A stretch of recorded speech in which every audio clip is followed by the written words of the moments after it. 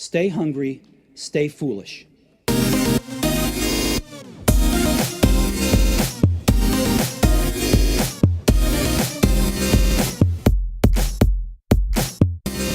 So now in the Innovation Show, we welcome one of the world's most respected thinkers on the interplay of technology and society, helping a diverse mix of clients that include government agencies, NGOs, corporates, and arts organizations to become future literate and adapt their cultures and strategies to squarely face the questions the future is asking of them. We welcome reluctant futurist Mark Stevenson, author of 2 best-selling books, An Optimist's Tour of the Future, and the book we're going to talk about today, We Do Things Differently. Welcome to the show, Mark. Thank you for having me, Aidan. It's great to have you on the show, man. I've been watching your TED Talks and your YouTube Talks for some time now, so it's a real pleasure to have you on the show. It'd be great, before we talk about the book, if you would give us a little bit of your background and the problems you're solving. My background, unemployable dilettante is my background. I have a degree in computing science from a long time ago, but really I wanted to be a musician, so I spent 10 years doing that. Then I got a proper job. Then I hated that, and then I sat down and thought, what do I care about really? And I cared about cynicism and combating it, because I feel that cynicism is the ultimate enemy of the future. And I also sort of found myself getting slightly annoyed about being smart and thinking about systemic problems being seen as a bit uncool. If you wanted to sort of go and save the world and think about science and technology and justice and compassion, those sort of things were seen as a little bit kind of, what weirdos did, and I thought that's surely wrong. So I decided I'd dedicate the rest of my life to promoting pragmatic optimism, which is having a really bold dream about the future and then working out how to go and get there. And then the next step was obviously to become a stand-up comedian, because I wanted to learn how to communicate those ideas to every kind of audience. Lots of this stuff is written by geeks for geeks, and that's good. I'm one of the geeks myself, but I kind of figure that we have sequenced the human genome, climate change is happening, these things are important to you, whatever your background or interest, and I wanted to kind of work out how to communicate all that stuff. So I spent a year on the stand-up circuit, got offered a book deal, wrote my first book. People started calling me a futurist. I'd never called myself that. And then from that book, interesting people started phoning me up, whether they're investors or universities or governments, going, this is interesting thinking. Will you come and help us? And that led to the second book, which is all about systems change. And so that's what I do now. I'm a fully fledged professional futurist, apparently. I love that, man, because you're right. I mean, even I find sometimes with this show, you're shining light on stuff that's really important and asking really important questions, but you're seen as an outlier or a bit of a weirdo. And I love what you did, because I saw what you did being the comedian, because that was almost to work on your channel, your skill of getting the message across. But there's a great line you have in the book, and it was when you were talking about Dr. Erika Seeger, and it's when she was getting death threats. And we'll talk about this in a little while, but you say, it appears that those people who question the status quo can expect rough treatment from the incumbents. Yeah, well, the status quo is incredibly well funded, and it's very difficult to get somebody to understand something when their salary depends on them not understanding it. So if you're coming in with something that's different, guess what? The person who's paid to do it the old way isn't going to treat you very kindly. And this is a problem all innovators have. I mean, there's that great quote, I think it's from Nicholas Klein, the trade unionist. So first they laugh at you, then they ignore you, then they try to kill you, then you win. So it's pretty much all the innovators that I work with or have written about, they have incredible stamina. They just keep going. There's a great quote from the guy who wrote The Sopranos, who struggled for years in Hollywood. He said, the road to success is littered with corpses, but they're all suicides. Pretty much everybody I work with has an extraordinary ability to lose a bit less, lose a bit less, but maybe start to get, half the time winning. And then eventually 10 years later, they're the new normal. Yeah, it's amazing, isn't it? And we're going to talk about the people like Samir Brahmachari and these absolutely, as you call them, successful optimists, and how they're winning and how they're actually beating the system. One of the things before we do launch into it is some of the problems you're solving. So you say the world needs to be future literate. It'd be great to get a little bit more understanding about that. Well, future literacy I kind of define as understanding the questions the future is asking and being really aware of them. Philip K. Dick once wrote, reality is that which when you stop believing in it doesn't go away. And there's a lot of people who don't want to believe the current reality we have, but unfortunately it's not going away. So we have governance systems that are wholly incapable of dealing with the challenges we have at the moment. So, 18th century systems working at a pace and trying to deal with problems that is more akin to, the 18th century rather than the 21st. We have education systems that in many parts of the world are still stuck in the 1960s. The healthcare system is a massively expensive and labyrinthine sick care system that seems incapable of giving healthcare to the poor because there's no profit in them. Our soils being eroded at such a rate that we've probably got 100 harvests left if we don't change that. The energy system is massively unsustainable and expensive and very vulnerable to attack and is visiting on this climate change. And if that comes along and we get past a 2-degree world, then pretty much everything that the human race has achieved pretty much disappears. I could go on. These are some very important questions that are being asked. On top of that, you have all the technological disruption that's coming to your business, whether that's in artificial intelligence or what's happening in genetics, et cetera, and you've got all these organizations that simply can't think that way because they're kind of predicated and rewarded not to. But as I like to say to a lot of my clients, look, taking the future seriously is going to cost some people their jobs, and I'm sorry about that, but not taking it seriously is going to cost everybody their jobs. It's kind of your choice. Oh, I love that, man. That's such an important way of putting it. And Mark, it'd be great to hear from you. I hadn't heard this quote before, and it's the one you open up the book with about windmills. Yeah.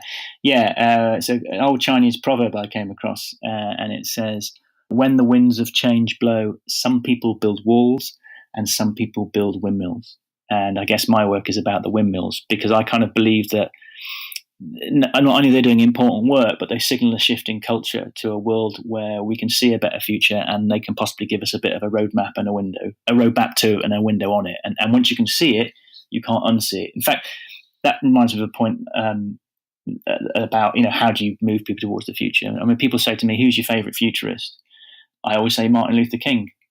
Because for me, Martin Luther King was a proper futurist in that he was able to very articulately point out the injustices of the current system, but he used that same extraordinary skill with words that he had to paint a picture of how much better it could be. I Have a Dream speech being his most famous example, but the speech he made just before he was assassinated, I've been to the mountaintop, very similar, and it's painting a picture of a racially equal and a racially just world that just looked good for everybody, and it's visceral. And if you can see that future, if you can paint that picture, it's very hard for people to unsee it. But then, of course, you've got to go and give them something to do.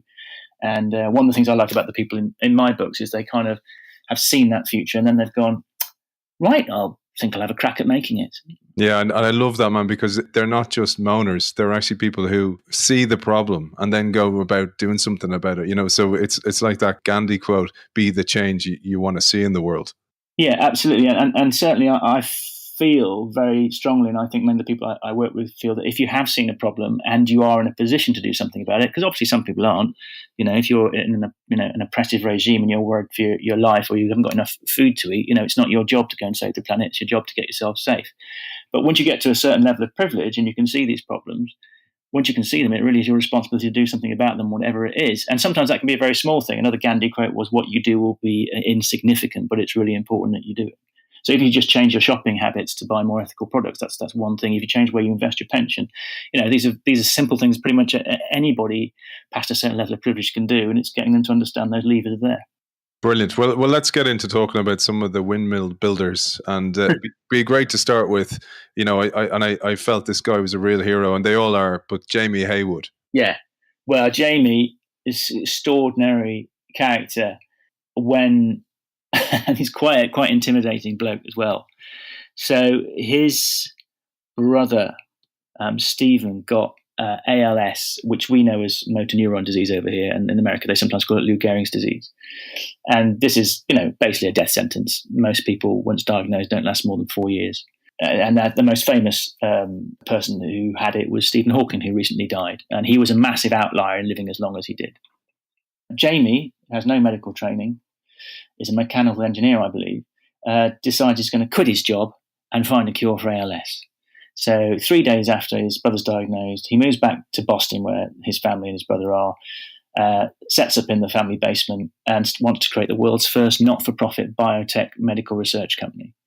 And within a year, I think he's raised something like $500,000, And then a year after that, he's raising, significantly more than that, attracting some of the best researchers in the world to this new lab, this new not-for-profit, and saying we're going to find a cure for ALS. He fails to do that. ALS is an incredibly difficult disease to attack for all sorts of reasons. But his brother dies. So you'd think at this point, wouldn't you, that maybe kind of think, well, maybe I'll go back to being an engineer. I tried my best. It cost him his marriage as well, because he'd become so obsessed with saving his brother that by his own admission, he wasn't a particularly good husband because he was so distracted. So he lost his marriage, he's lost his brother, he's lost a whole chunk of his career, and you'd think he'd give up, and he kind of didn't, because he was sat there actually looking for a new date after his divorce on the internet, as many people do, looking at a dating site and going, well, it suddenly strikes me, why couldn't my brother have found somebody sort of on a matching site that was like him? Somebody with the same disease, the same progression of the disease, same stage, same weight, same height, same sex, all that kind of stuff. And maybe they would have helped each other sort of deal with it better. In fact, why can't patients easily find patients like them? Because it turns out that patients, have this massive knowledge, that's not being utilized about, how they can improve their conditions. In fact, 90% of healthcare is self-care. And so he suddenly has this thought, and he thinks, I've got all this data that we kept on Jamie. What if we could keep that data on patients with his condition, other conditions, and network them together? What would the result be? And so he creates basically a dating site for patients called PatientsLikeMe. And everybody goes, that won't work. That's ridiculous. Patients won't want to share their data. It's too hard. But it works. And now you can go to Patients Like Me. I don't know how many conditions are on there now, but it's in the hundreds. And there are hundreds of thousands of patients on there exchanging information, helping each other out. But more importantly, the data that they're gathering is giving physicians a much better insight into the disease and how it affects different people in different ways. Patients are doing interesting things themselves and kind of going, we found out a new way of combating the disease. Just the community of it has reduced things like hospital admissions by, I think, in the case of epilepsy, for instance, it reduced hospital admissions by 18% because these patients were now talking to each other and sort of improving each other's care. And in some cases, helping people find cures that they didn't know existed for their particular type of epilepsy.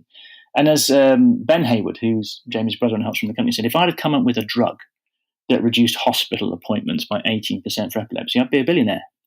But what they'd actually done was network patients together. And now drugs companies are piling into patients like me going, you can help us see how our drugs are working in the real world. And there's just it's just this amazing sort of kind of innovation in healthcare, which is actually use the patient a bit more. Dave de Brockhart, who's one of the pioneers in this area, says the most underutilized resource in healthcare is the patient. They know the most about their condition and the reality of it. And why can't we use that information alongside the information of the labs to create a better healthcare system with the patient at the center rather than the patient at the end being sold a pill? And it really reminded me of Wikinomics when it first came out and the power of the crowd. This reminded me of it. And I was like kind of going, it's so obvious, but the problem is it takes the incumbent out of the picture. It takes the reason they are doing it, which probably was originally a pure reason, but now it's about profits, and it takes that out of the picture, and that's the problem. Yeah, I mean, there is a huge problem with the healthcare system in general, which is that it is not there to make you better. It is there to make money. It doesn't want you to stay healthy. It wants you to get ill so it can sell you a therapy. There is no money in keeping you healthy. Now, that's not, to say that the people who are in hospitals and whatever, who are helping us all get better are bad, but the system itself has a bunch of assumptions in it, which are about, people have to get ill in order for us to get paid. And Patients Like Me says, actually, if we can stop people getting to hospital in the first place, or go to hospital less, or need less medication, that's a really good thing for the patient. But it's not a great thing for the share price of a pharmaceutical company. So there are these kind of conflicts that sit at the root of some of the assumptions about how we do things. And Samir Brahmachari, who we'll talk about a bit later, he had this moment where he'd created a test which could tell whether a patient needed a particular drug or not. They didn't have this test before. And he went to the pharmaceutical company and said, great, I've now got this test that says that, you can give this drug to patients only the patients that need it. And they said, that's no good to us. We want every patient to take it, whether they need it or not, because that's how we make more money. That was his kind of moment. It just went, right, I'm out of here. I'm going to go do something different. Let's talk about him, because he is a serious hero. I mean, this guy is one of the most celebrated scientists in India. And here he is doing this, and he's not doing it for any recompense. He's doing it to cure tuberculosis. And I could not believe you gave these stats. 4,000 people per day die from TB. Yeah. 4,000 people, and then one person per minute in India. Yeah. I mean, it's shocking, and it's getting worse because tuberculosis is becoming resistant to the drugs that we've got. And there's been hardly any new drugs developed for tuberculosis since 1970. And the reason being is that drug companies say that tuberculosis is a disease of the poor don't have enough money to spend on drugs, therefore we can't make those drugs. And their justification for that is, look, it's not our fault. This is the hard economics of it. If we don't make a profit, we don't make any drugs. We go out of business. So, it's not that we're cruel or mean. It's that we have to keep ourselves alive so that we can produce at least some drugs. The truth of the matter is that drug companies are staggeringly inefficient. And the reason that they can't afford to make drugs for the poor is because their own development processes are unnecessarily and willfully expensive. There are some other problems with how approval of drugs is done and the complexity of the problems we now face, but those are only a small component of it. The biggest component is that they haven't really innovated in the way they developed drugs since the 1960s. You give this fascinating quote. So 5,000 to 1 chance of a drug making it to human trial. But it doesn't need to be that way. It's because of the inefficiencies in the system. Yeah, I mean, just to be very clear, that's 5,000 to 1 is the number of compounds you start off with at the beginning. So potentially interesting chemicals that could become drugs. Only one of those will end up being sort of used in a drug that can be prescribed to patients. So it's a 0.02% success rate. The drugs industry has got less efficient in the last 50 years by I think it's a margin of 2 or 3. It's half as efficient or a third as efficient as it was in producing drugs. In marked contrast to almost every other industry on the planet. So Samir is going, like, why is it 5,000 to 1? This is ridiculous. We have to come up with a better way. And he does. He comes up with a way that's looking extremely promising. It probably won't work for everything. But his argument was, look, we don't build cars the same way we built them in the 1960s. What we do with cars now is we build them in a computer first. We test them in the computer. We drive them inside the computer. And if the prototypes look interesting, we go and then build some mock-ups in the workshop. But we don't do that with drugs. We're still building drugs in Petri dishes. And why is that? Well, there's a pretty good argument as to why that is. If you want to build or simulate a car, you also have to simulate the roads and the environment and the wind and all that kind of stuff, which is actually, it's not trivial, but it's doable. If you want to simulate a drug, you have to simulate the bacteria you're trying to attack. And bacteria are staggeringly complex pieces of kit. Just the way the genes interact, or what's going on in there. It's just a complexity fest. And in order to create a simulation of a bacteria, Samir said to me, what you'd have to do, say for instance with tuberculosis, is you'd have to go and read every single paper that's ever been written about tuberculosis today, of which there's something like 50,000. You'd then have to decide which bits of that research was worth anything, that actually concluded something that was replicable, that was, a real piece of knowledge. You'd have to extract that piece of knowledge or pieces of knowledge. You'd then have to attach that to the genetic code in this incredibly complex piece of sort of medical and bioinformatic engineering called genome annotation, which is where you kind of look at the genetic code and kind of go, right, now I know that this gene begins here, ends there, under these circumstances it does that, this is when it expresses itself, this is how much it expresses itself given certain conditions, whatever. Very complex piece of work to do. You have to record all of that genome annotation in a computable format, in something that a computer can read. Then you have to be able to take all that information and create a simulation of the bacteria. It's just a nightmare. And no one institution can do it. In fact, Samir did try to start off a program in his institution to do that, and then they quickly worked out it would take them 400 years, which, as you say, with 4,000 people dying a day, wasn't really quick enough. So then a lady called Anne Shue and another lady called Vinod come up with a crowdsourcing system. They say, why don't we get students to do this? We're going to let students do this genome annotation. There's lots of them doing, medical or chemistry degrees or medical chemistry degrees across India. We'll get them to do it. And everybody went, you're bloody crazy. First, you have to create the platform. Don't know how you do that. And B, have you met students? A, they're all busy doing their course. They're not going to want to do this. B, what you ask them to do is not undergraduate level work. It's incredibly complex, hardcore science that you'd think of more as postgraduate work. And students, when they're not doing that, they're busy trying to have sex with each other and drink. So, this is never going to work. And the universities sort of said, no, you can't approach our students. So they approached the students anyway and said, look, we want you to do this genome annotation. If you do well at it, you'll be able to have a paper co-authored with Samir, which is a great sort of thing on your CV for undergraduate. And anyway, they created this crowdsourcing system for doing the genome annotation.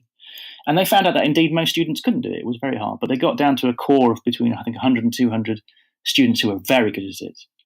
And they had the complete information they needed within 4 months in a computable format, and every piece of information had been checked 5 times over.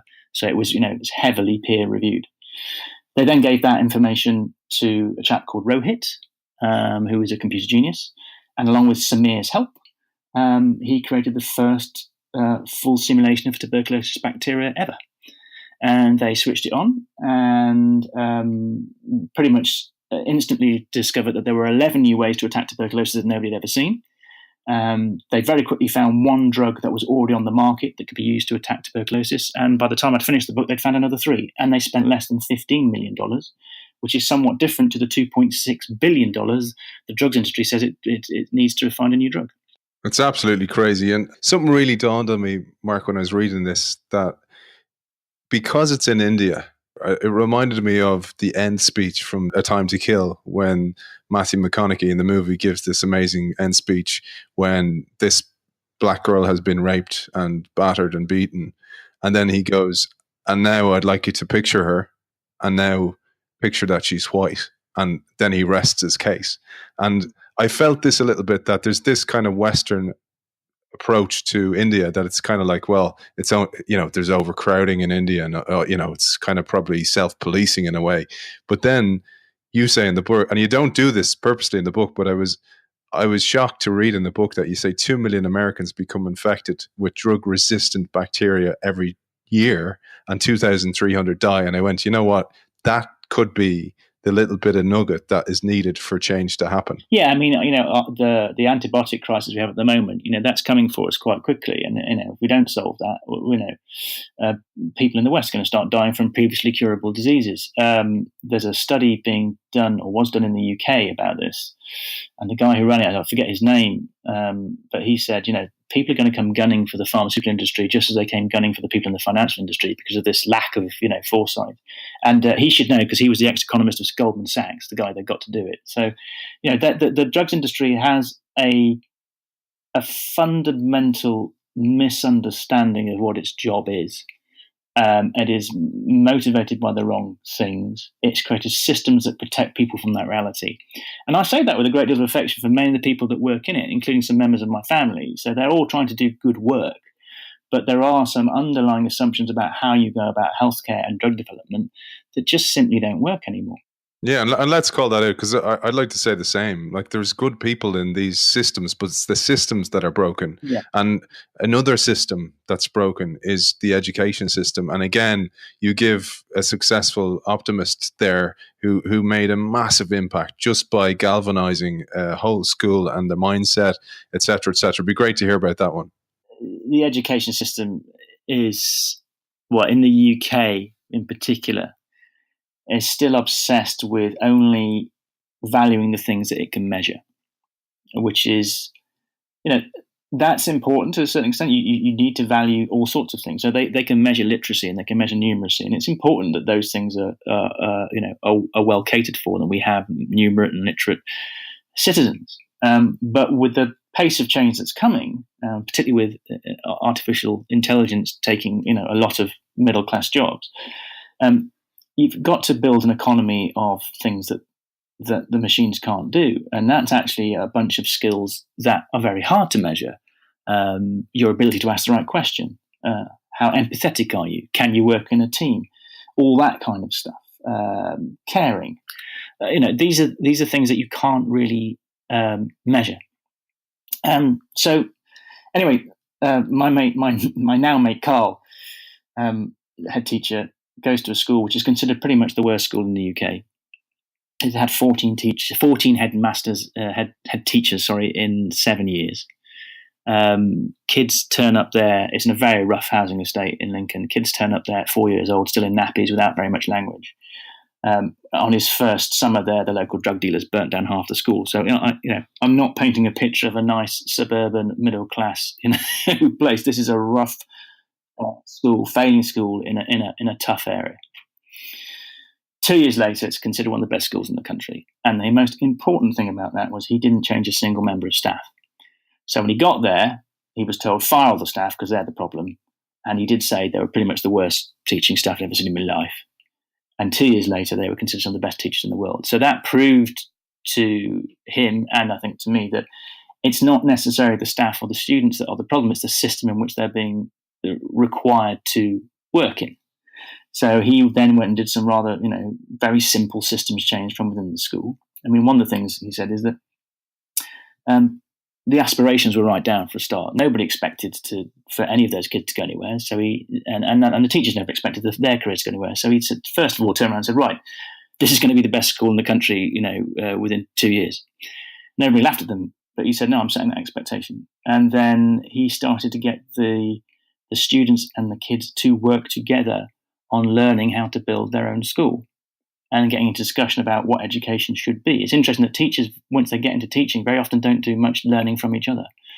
And so they kind of got rid of all the seats in the classrooms, because kids don't learn sitting in rows, especially kids, from tough backgrounds. You're not going to get them to sit down. So, they removed all the seats in the classroom. Kids started working on projects rather than subjects, where they were interested in something like space travel, and then would learn all the subjects they needed, whilst following this one inquiry. He did a whole bunch of stuff that's actually well proven in academic education research that works very well. And 2 years later, it was acing all the measures that Ofsted wanted. The special needs kids were outperforming the national average for apparently normal kids, etc., etc., etc. The rather unfortunate caveat to this story is that because he was succeeding, but succeeding in a way that Ofsted and the Department of Education didn't like, they came gunning for him, and he's left the school now because of stress, basically, and he's had to hand it over to somebody else because they just tried to bully him out of his job. Oh man, I didn't know that. That's horrific. And this is what we're talking about. This bullying that happens in the system, and then you see it in companies all the time, where somebody comes in full of energy, full of change, full of positive intent, and then the system beats them. Yeah, and so one of the things I'm involved with in the UK as a result of that is something called the Big Education Conversation, which we're going to kick off this year. And it's trying to get away from this ridiculous left versus right, progressive versus traditional view of education. Can we have a proper education with all members of society about what kind of education we need? Now, we want business leaders in there, we want parents in there, students, teachers, policymakers, and we're going to be hopefully kicking it off later this year, where all across the country we'll be having a proper chat about education, because at the moment the chat is dominated by this rather divisive left versus right, progressive versus traditional narrative, and so the ball just gets passed between those two, and everybody fails, particularly the students. And when we're trying to build an economy post-Brexit that can deal with automation, that's stratospherically stupid. Yeah, and as you say, the skills needed are, flexibility, self-critique, communication, question asking, critical thinking. And, we don't get taught them as adults, let alone children. So, and we're not going to pick them up unless we've a fascination or a curiosity to read books, and that's the problem. And then we're seeing companies fail, and we blame, Amazon took the jobs or AI took the job. And you're kind of going, yeah, but AI enables you to be the question asker, but nobody's taught how to do that. Yeah, and it's interesting, isn't it?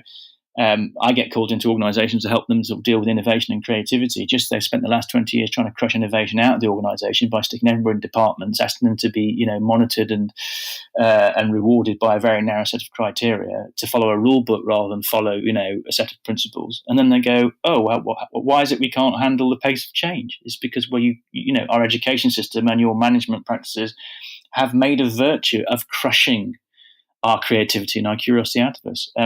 I have this little joke that when parents of young children come to me and say, oh my God, my kids ask so many questions, I go, don't worry, by the time they've been to school, they will have stopped.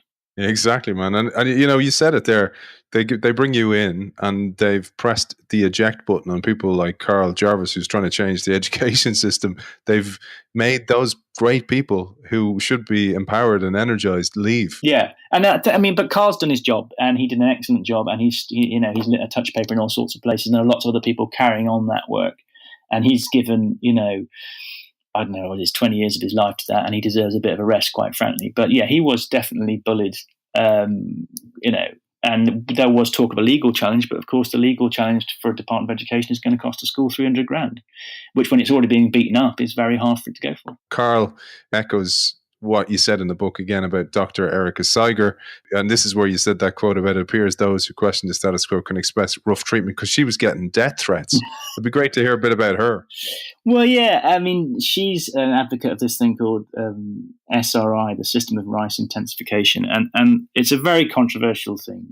Basically, what is it? It's about promoting something called agroecology. Agroecology is really just the science of understanding how nature is so bountiful and then tweaking it a little bit to give you, really good yields in your fields. Now, at the moment, the way we get the great yields in the fields, is we do agribusiness.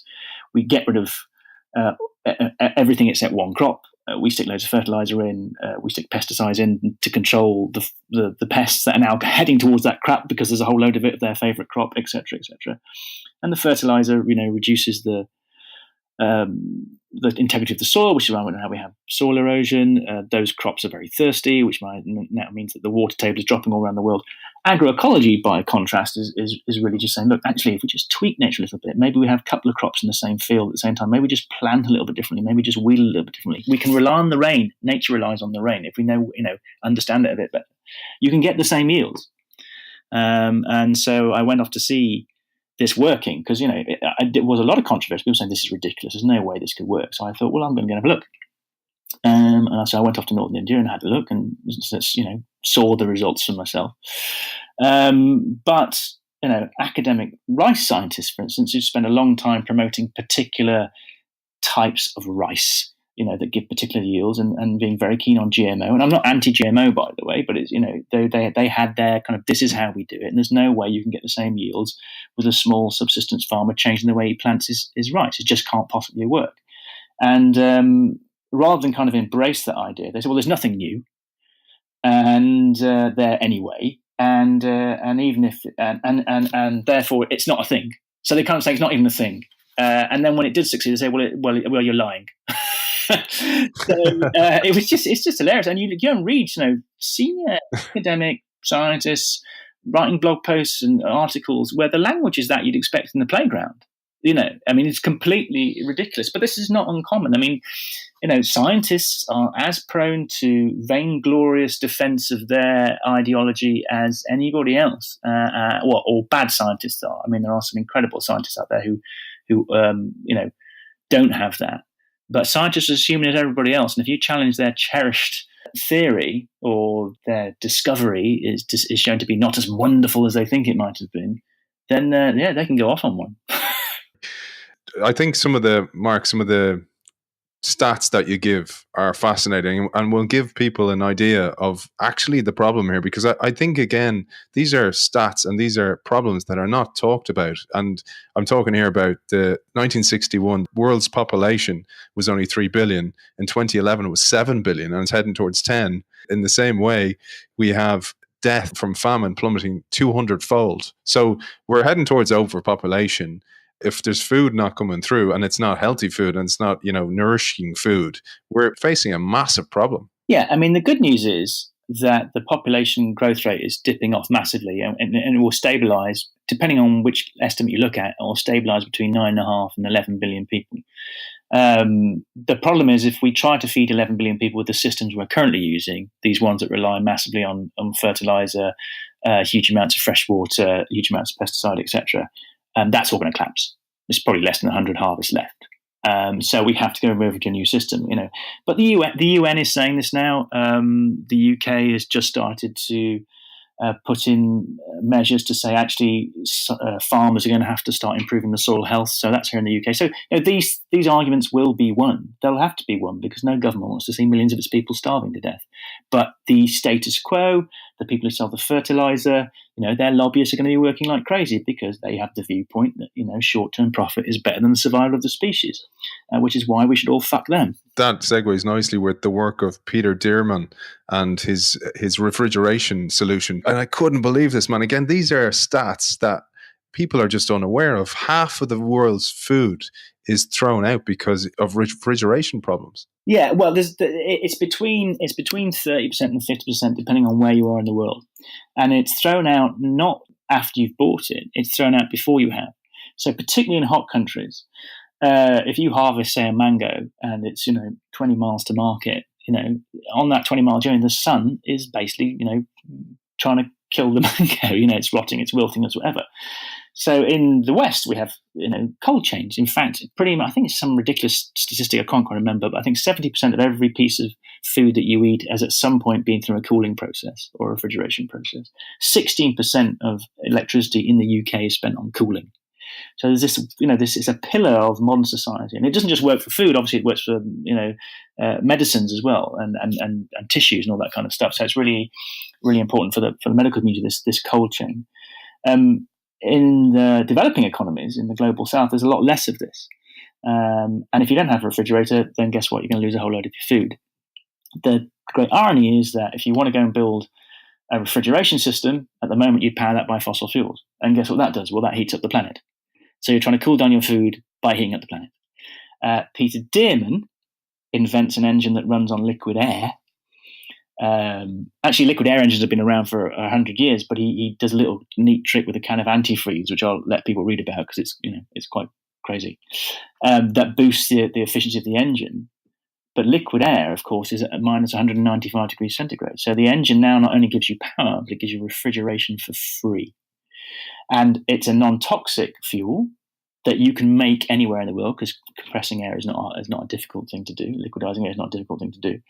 It's, as I say, completely non-toxic. And right now in the UK, Sainsbury's are extending a trial to replace the diesel engines on the back of their trucks that run the refrigerators to use this new thing called the Dearman engine. So if it's good enough for Sainsbury's, it's good for everybody else. Brilliant. And again, food being a huge problem and one that, is not being dealt with. It's much like the pharma industry.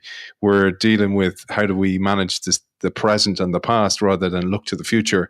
And you talk about Detroit. And again, like you did with the chapter about the education system and the rundown school, you paint a real dystopian view of Detroit. I felt actually dirty. I felt like it was like that movie 8mm, and I was walking around.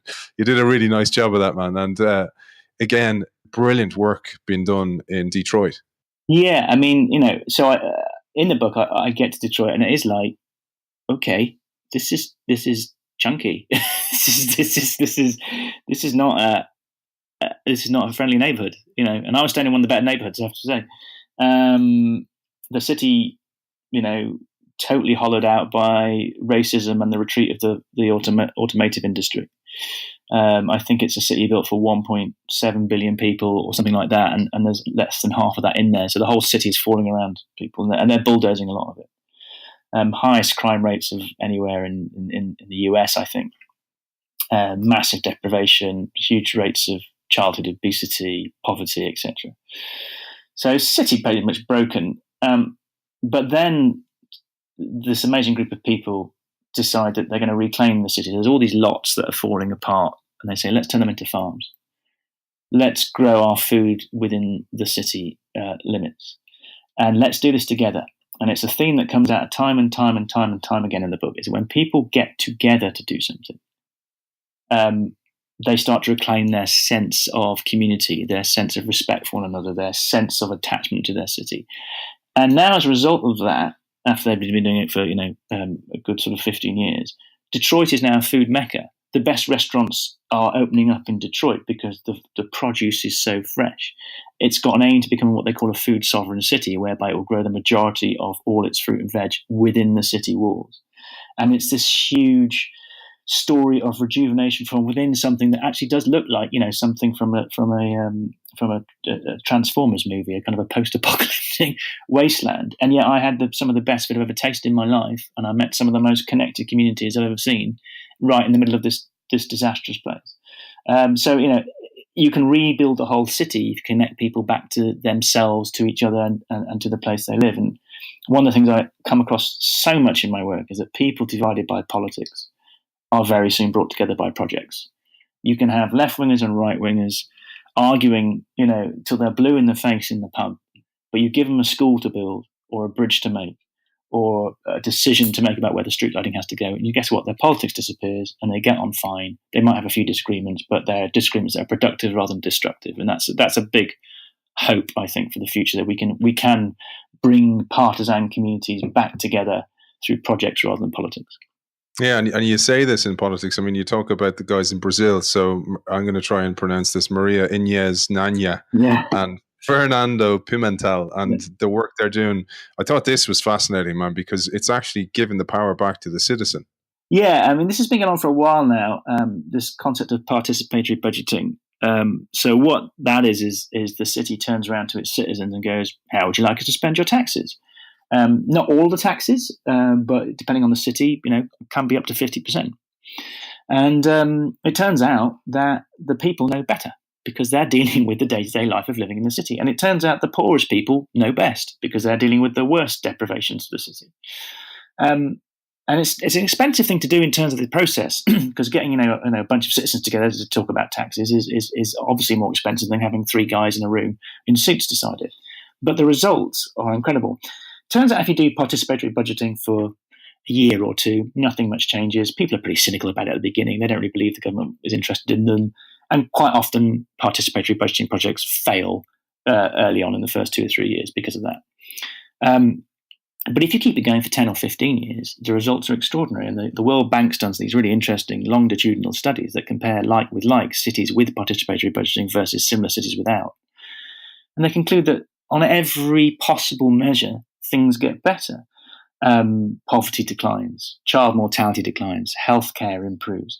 Citizens re-engage with the government because now they don't lack trust in the government. They start to feel a pride in their public citizens. In their public officials, which is great for running a city efficiently.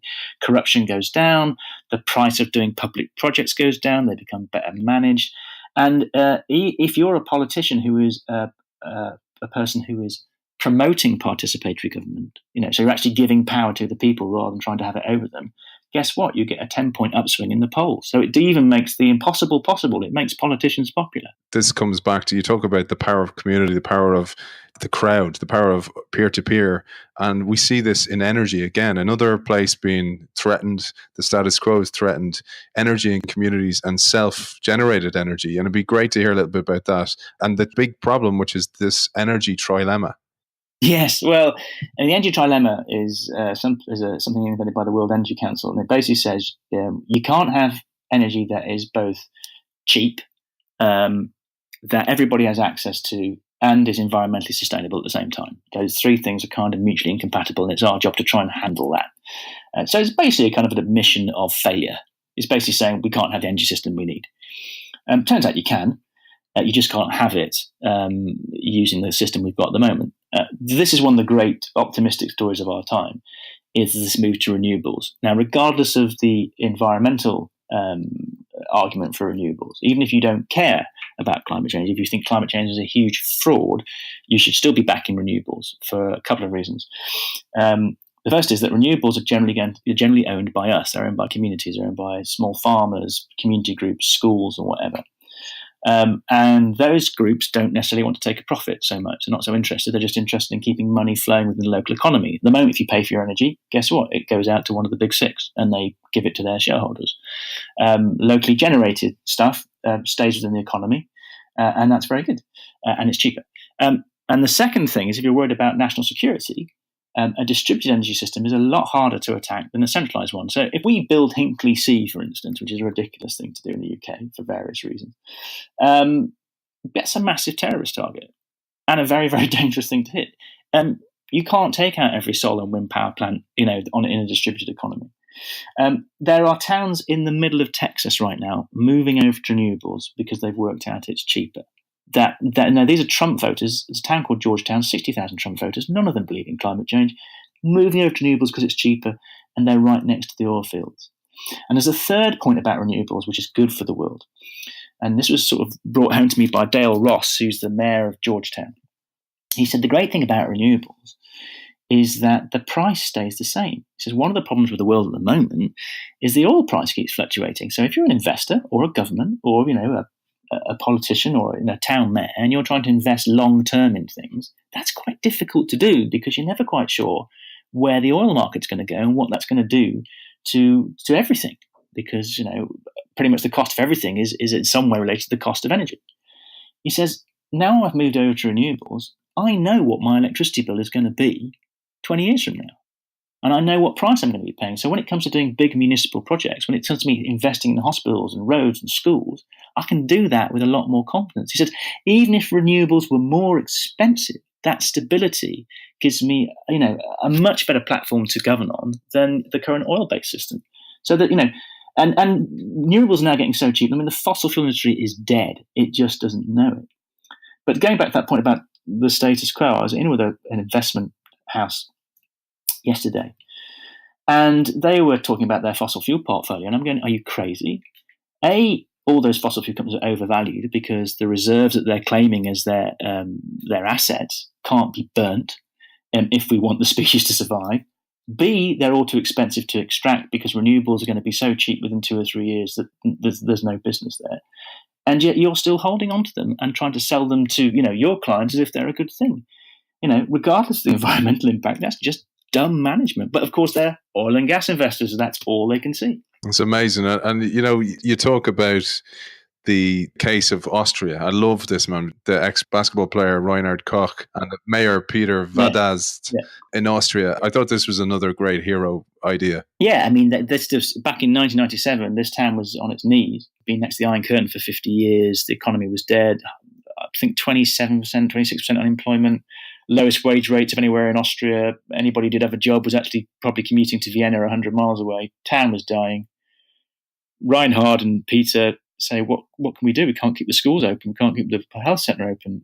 Where can we save money? So they did an audit of what everybody was spending money on. The biggest bill for the town, for both the municipal government and the citizens, was energy, of which they worked out they were spending something like €6 million a year in a town of 4,000 people. So they said, right, let's take control of our energy system. That we won't take a profit, and we can plough that money back into the local economy. And this was back in 1997, by the way. So back then, that was just seen as the most heretical, crazy, stupid idea. And that's the reason I went there, because they've been doing renewables for 20 years. And therefore, they've made every mistake you can make, and they've learned every lesson you can learn so far. I tell the story of how they went about turning the town over to a community-owned renewables energy system. The people that tried to stop them, who nearly succeeded in a couple of occasions. But now the town is booming. So it's got full employment. It's growing. They were able to start investing in the local economy because they had all this sort of revenue staying within the local area. To the extent that one of the things they invested in was a local basketball court, as Reinhard was an ex-basketball player, and the local team went on to win the National League. So this town has gone from a complete economic basket case to a boom town. And one of the reasons it's a boom town is because if you're a business and you want to set up somewhere in Austria, you'll go and set up in Goosing because the energy price there is half what it would be in the neighbouring town. So it's just a win, win, win, win, win, win, win. It's brilliant because it reminded me of the school, of bringing this broken school and actually not changing people. And he didn't bring in new people into the town. He just changed a certain dynamic, and all of this came out of it. All this good came out of it. But I thought it was really interesting that even though they create the fuel from waste gas, they still have to use the grid to distribute it. So there's still an intermediary there. And I was thinking about the world of blockchain and how that can take out the system in the future. Yeah, well, this is the big thing that not many people are aware of at the moment, but is going to change everything. is that in various places, and I've seen numerous examples of this now, and I talk about one in the book, of an energy internet where you are able to layer software on top of the existing grid that opens up that set of pipes and wires to anybody who wants to attach, in much the same way that the internet opened up sort of the information markets to anybody with a browser. And the great thing about that is, as we found out with the internet, if you increase the number of people who can play in that space, the cost of the information went down and the amount of information went up. And the same is going to happen to energy, and the cost of the energy will go down and the amount of energy will go up. The existing incumbents won't like this, but they will lose that argument in the end, because governments will turn around and say, you are now throttling the economy. Germany is already doing this, which means they don't really have an electricity bill and their economy is thriving. So we are going to move over to an energy internet system, or the economy is going to die. Sorry, Big Six, but you have to step aside or get on board with this.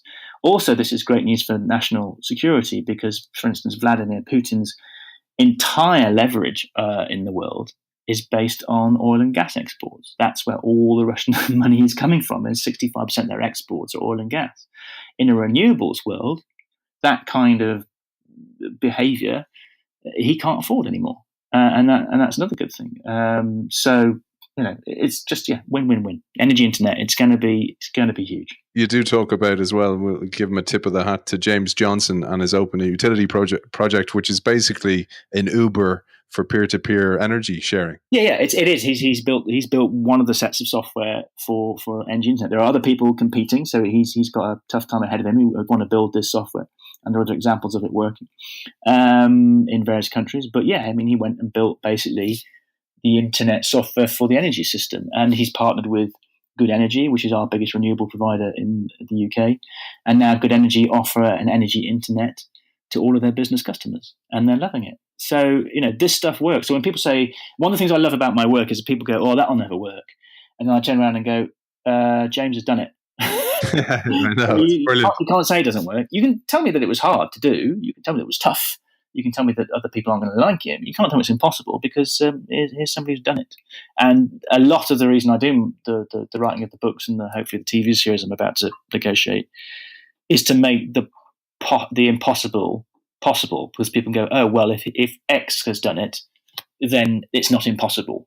And when things stop being impossible, all sorts of things become possible. Yeah, and it reminded me of, the late, great Roger Bannister and the Roger Bannister effect. Once he got that record, the 4-minute mile, everybody started beating it then. And it's a little bit like that, this book, and I thought it really needed to be celebrated. So, Mark, it's brilliant to see that this is feasible, and that, yes, you're going to get lots of knockbacks, you're going to be disappointed, you're going to have setbacks, but if you're driven and the community works together, this is possible. And you've shone a light on so many of these great success stories.